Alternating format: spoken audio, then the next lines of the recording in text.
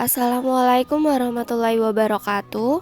Perkenalkan, nama saya Indah Yuliana, NIM 23080090805,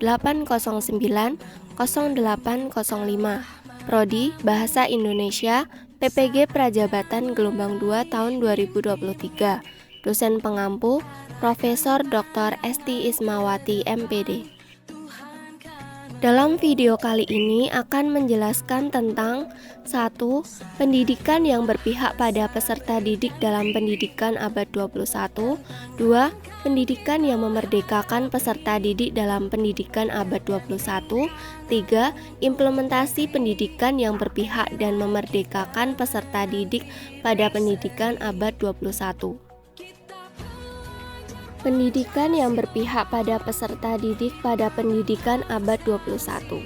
Pendidikan yang berpihak pada peserta didik ialah pendidikan yang berfokus pada peserta sebagai prioritas utama yang harus dilayani, bertujuan untuk memerdekakan mereka, mendorong kreativitas dan mengembangkan keterampilan yang relevan dengan abad 21. Pendekatan ini menekankan pembelajaran aktif, kolaboratif, dan penerapan teknologi untuk mempersiapkan peserta didik menghadapi tuntutan masa depan. Strategi mewujudkan pendidikan yang berpihak pada peserta didik sebagai buah pemikiran Ki Hajar Dewantara sebagai berikut. 1.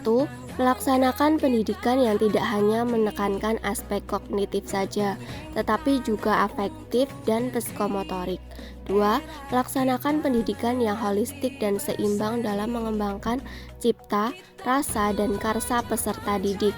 3. Melaksanakan pendidikan dan pengajaran sesuai dengan kodrat alam dan kodrat zaman serta sesuai dengan konteks sosiokultural peserta didik.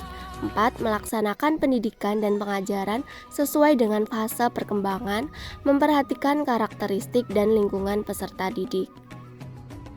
Pendidikan yang memerdekakan peserta didik pada pendidikan abad 21. Pendidikan yang memerdekakan peserta didik ialah pendidikan yang memberikan kebebasan bagi peserta didik untuk mengembangkan potensinya secara maksimal, hingga menjadi pribadi yang mandiri dan tidak bergantung dengan orang lain. Menurut Ki Hajar Dewantara, pendidikan yang memerdekakan peserta didik mencakup beberapa aspek, yaitu 1. Pendidikan sebagai proses pembebasan. Ki Hajar Dewantara percaya bahwa pendidikan harus menjadi proses pembebasan bagi peserta didik. Artinya, pendidikan bukan hanya tentang mentransfer pengetahuan, tetapi juga memberikan keterampilan, pemahaman, dan kebebasan kepada peserta didik untuk mengembangkan potensi dan karakter mereka. 2. Pendidikan yang menghargai kebebasan berpikir.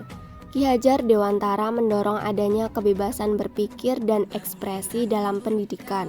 Peserta didik diharapkan dapat mengembangkan pemikiran kritisnya sendiri, menyampaikan pendapat, dan berpartisipasi aktif dalam proses belajar mengajar. 3. Pendidikan yang mencakup aspek kebudayaan lokal. Ki Hajar Dewantara menekankan pentingnya memasukkan nilai-nilai budaya lokal dalam pendidikan. Menurutnya, pendidikan harus mencerminkan kekayaan budaya bangsa dan menghargai keberagaman sebagai bagian integral dari identitas nasional. 4. Pendidikan untuk kemandirian. Konsep kemandirian dalam pendidikan diartikan sebagai kemampuan peserta didik untuk mandiri secara intelektual, emosional, dan sosial. Pendidikan seharusnya membantu peserta didik menjadi individu yang mandiri, bertanggung jawab, dan memiliki kemampuan mengambil keputusan. Implementasi pendidikan yang berpusat dan memerdekakan peserta didik pada pendidikan abad ke-21. 1. Pendekatan pembelajaran yang berpusat pada peserta didik. 2. Pembelajaran kontekstual. 3. Pengembangan keterampilan hidup. 4. Pendidikan karakter. 5. Pengakuan terhadap keanekaragaman. 6. Pemberdayaan peserta didik. 7. Pengintegrasian nilai-nilai budaya lokal. Melalui implementasi konsep-konsep tersebut, pendidikan yang memerdekakan sesuai dengan pandangan Ki Hajar Dewantara dapat menciptakan lingkungan pembelajaran yang inklusif, memberdayakan, dan relevan bagi peserta didik, serta membantu mereka tumbuh menjadi individu yang berkontribusi positif dalam masyarakat. Berikut contoh implementasi pendidikan yang berpusat dan memerdekakan peserta didik di SMA Negeri 1 Jogonolan. Guru menyadari bahwa peserta didik sudah memiliki pengetahuannya sendiri, sehingga guru hanya sebagai fasilitator untuk membantu mengarahkan pengetahuan peserta didik. Diskusi kelompok merupakan salah satu contoh pendidikan yang berpusat pada peserta didik. Melalui diskusi, peserta didik membangun kemampuan berpikir kritis, berkolaborasi dan bekerja sama dalam memecahkan masalah di kehidupan sehari-hari yang ada pada LKPD. Implementasi yang kedua yaitu peserta didik menyajikan hasil diskusinya mengenai analisis sebuah masalah dalam kehidupan sehari-hari.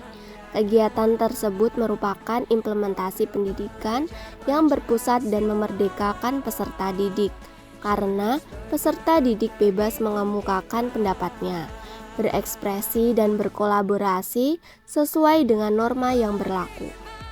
Contoh ketiga yaitu implementasi pendidikan yang memerdekakan juga menekankan pembentukan karakter. Salah satunya seperti gambar di samping. Peserta didik melakukan kegiatan pembiasaan literasi, yaitu membaca Al-Quran, dengan harapan dapat menumbuhkan dan menanamkan pendidikan karakter religiusitas kepada peserta didik. Selain aspek kognitif, pendidikan juga harus memberikan perhatian pada aspek afektif dan psikomotorik, agar peserta didik tidak hanya cerdas secara akademis, tetapi juga berkarakter baik.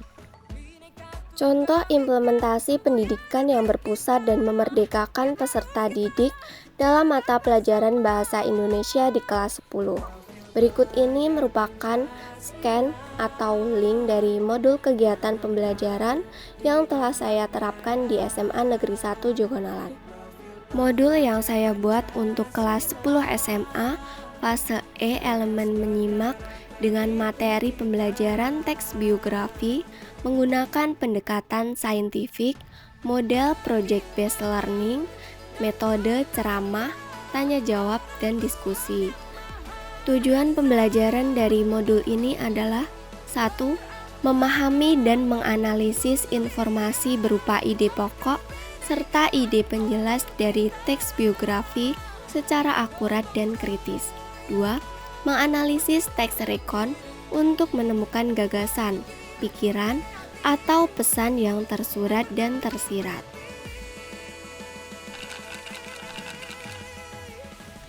Dalam penerapannya, saya menggunakan media pembelajaran ular tangga teks biografi sebagai upaya untuk memerdekakan peserta didik sesuai dengan abad 21.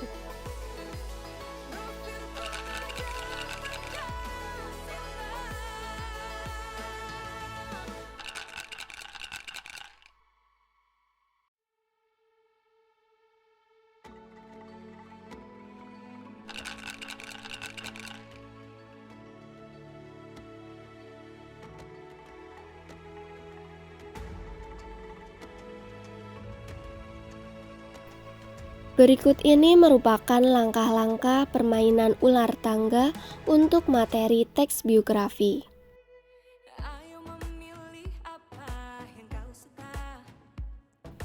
Dalam pelaksanaannya, guru terlebih dahulu memberikan pertanyaan pemantik dan penguatan materi. Kemudian, guru meminta siswa untuk bermain permainan ular tangga. Kelompok yang kalah akan diminta untuk presentasi terkait dengan tugas yang sudah mereka kerjakan.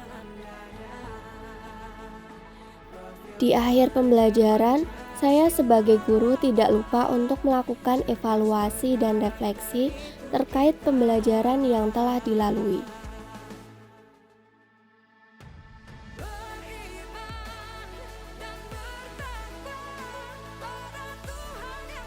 Kelebihan media pembelajaran ular tangga. 1. Media ular tangga ini sangat efektif untuk mengulang atau mereview pelajaran yang telah diberikan. 2. Media ini sangat praktis dan ekonomis serta mudah dimainkan. 3. Dapat meningkatkan antusias siswa. 4. Siswa dapat menjawab pertanyaan dengan sungguh-sungguh apabila mereka berhenti di kotak pertanyaan.